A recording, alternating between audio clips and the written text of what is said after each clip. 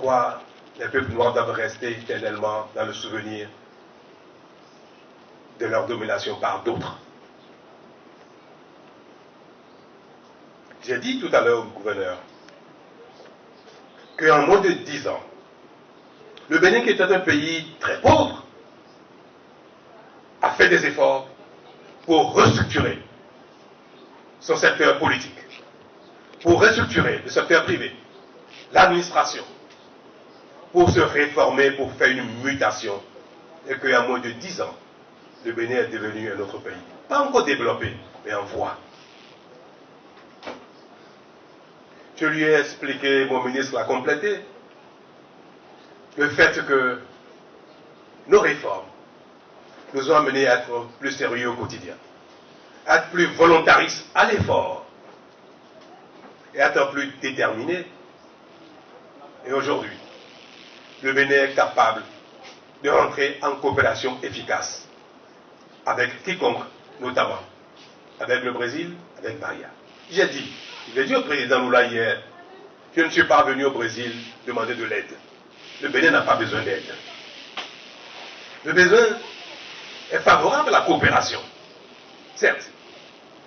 Mais ce qui nous caractérisait jadis, que les pays africains passent leur temps à demander de l'aide, ne caractérise plus le Bénin. Je suis allé en Norvège, en France, aux États-Unis, et je l'ai dit partout, nous avons besoin de rattraper notre retard. Nous avons besoin de technologie. Nous avons besoin d'équipement. Mais nous serons les payés de notre effort, de notre argent. Nous avons dit partout où je suis passé que le Bénin n'a pas besoin d'aide, besoin de technologie, de coopération. C'est vrai qu'aujourd'hui, le monde échange et nul n'a à lui seul toute l'intelligence et toute la technologie nécessaire. Mais elle se vend. La technologie s'achète. Au mieux, en payant cash, ou au pire, en payant cash, ou au mieux, par la population. Et c'est ce que je suis venu demander au Brésil. À Bahia, la coopération. J'ai dit que il est temps que l'Afrique montre un autre visage ou une autre image d'elle-même. Ce temps, le Bénin l'a compris et s'y est déjà engagé. Je suis venu vous dire, mes chers amis, que le Bénin veut se faire découvrir par le Brésil, par chacun de vous.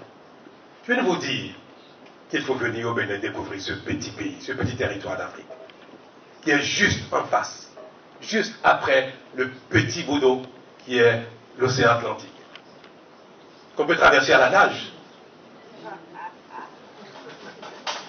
C'est si près, le Bénin. C'est juste en face. Beaucoup de Brésiliens passent par-dessus pour aller en Asie. Côtoie l'Afrique, côtoie le Bénin pour aller en Amérique, pour aller, en Europe. Désormais, il faut faire le crochet. Pour venir découvrir l'originalité, l'origine de ce qui est profond en vous. L'Afrique est dans chacun des Brésiliens, un petit peu. Il faut venir découvrir. Il faut venir voir qu'on peut faire des affaires au Bénin. On peut faire de l'investissement au Bénin. On peut échanger avec le Bénin. Mais pour vous faciliter la chose, parce qu'aujourd'hui, il n'y a pratiquement pas de liaison avec l'Afrique. Presque pas. Juste sur quelques 2 ou 3 vols qui lient le Brésil à Lagos, à l'Afrique du Sud, à l'Angola. Pas plus. Pour vous faciliter la chose. Pour permettre que les Brésiliens découvrent le Bénin.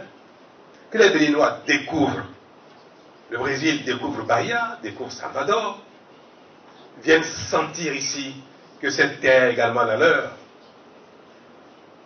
J'ai dit au président Lula et au gouverneur que nous allons travailler à mettre en place une liaison aérienne, voire une ligne directe entre Cotonou, la capitale du Bénin, capitale économique du Bénin, et Salvador.